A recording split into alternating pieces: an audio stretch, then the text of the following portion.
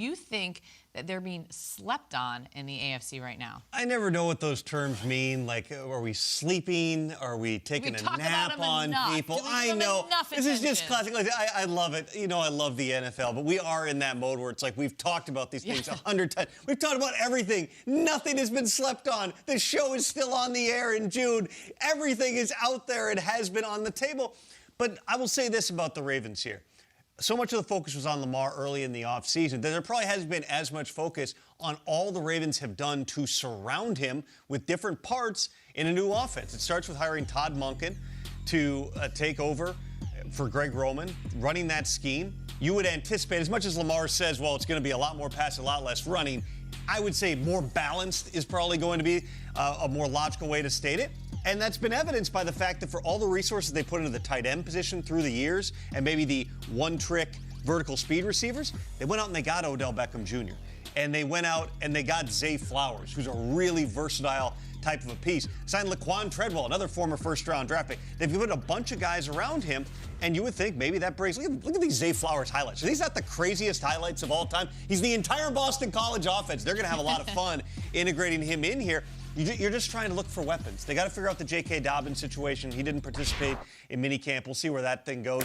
But in terms of putting people around Lamar to help him out in the passing game in an offense where maybe there's going to be more throws outside the numbers, more different types of concepts in terms of the routes, they've done what they can to try to give him the opportunity to have success doing those things. Yeah, that's the one thing that everybody would talk about, whether it was Lamar, was can he attack the outside of the numbers? Mark Andrews was his leading receiver all the time because he saw the middle of the field so much better.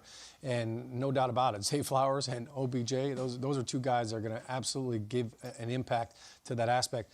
I think Odell Beckham, I'm really curious to see what he brings to this offense. And I think when the one thing that I remember everybody talking about OBJ when he was with the Giants was, man, this guy practices so hard. And I think that, just him in practice, going against, Marlon Humphrey and going against that defensive practice, it's going to make that team a heck of a lot better. So I'm curious to see what that impact is. But look, Lamar Jackson, this is huge for him. To have a new offensive coordinator, to have a chance to go out there and just kind of do things a little bit different. It's are we sleeping on them? No, I don't think we are. I think everybody still considers Baltimore a really good team, a really tough team. Like they are a tough out. Nobody wants to face that offense and have to find a way to game plan around slowing down Lamar Jackson when it comes playoff time. Have we given him enough love, Mike? What do you got? What's the question? Welcome back. The question is, hey, we were trying somebody to, was.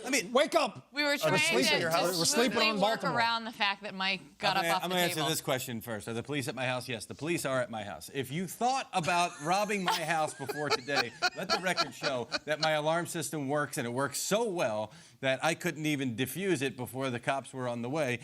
We have someone doing work at the house. We've told him repeatedly, don't go in the house before telling us. We got to turn the alarm off.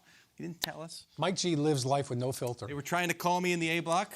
Didn't answer the phone. This is like a live-action Yelp review right here. I would like to thank New Jersey's finest for reporting to the scene for absolutely nothing. I'm sorry for wasting your time. I owe you guys lunch or something like that. Are we sleeping on the Ravens? Yeah, I think a little bit.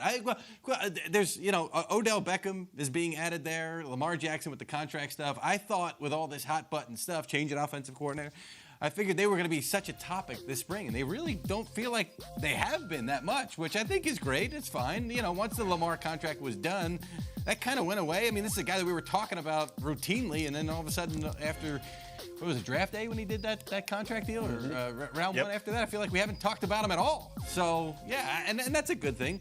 But they're going to be, we're seeing these plays down the field, by the way, because this is what we expect, right? This is what Todd Monken wants to do. This is what they want to do now, having added to the offense the way that they have. I think they're going to be a really interesting team, and I'm not one of these guys that says Lamar can't throw down the field. He showed us repeatedly that he can do it. Now, there are defensive coordinators who say, I'm still going to crowd the middle of the field, and I'm going to make him throw out there, and I'm going to make him throw up the field out there. So let's see now that they're more equipped to do that from a personnel standpoint, if they can do it routinely. I'm interested in watching the Ravens this year. I'm with Mike because I think when that Lamar, where's he going to sign situation was going on, every day we were talking and showing teams like, if the Falcons just got Lamar Jackson, what would it do? I mean, And it was like, how is this guy? How is he not getting fielding calls left and right? And then as soon as he signed, I feel like it just goes back to Patrick Mahomes, deservedly so. Like they're running the AFC, but then Bills, Josh Allen, the Dolphins, the Jets. It's been everything, and I feel like it's really dropped off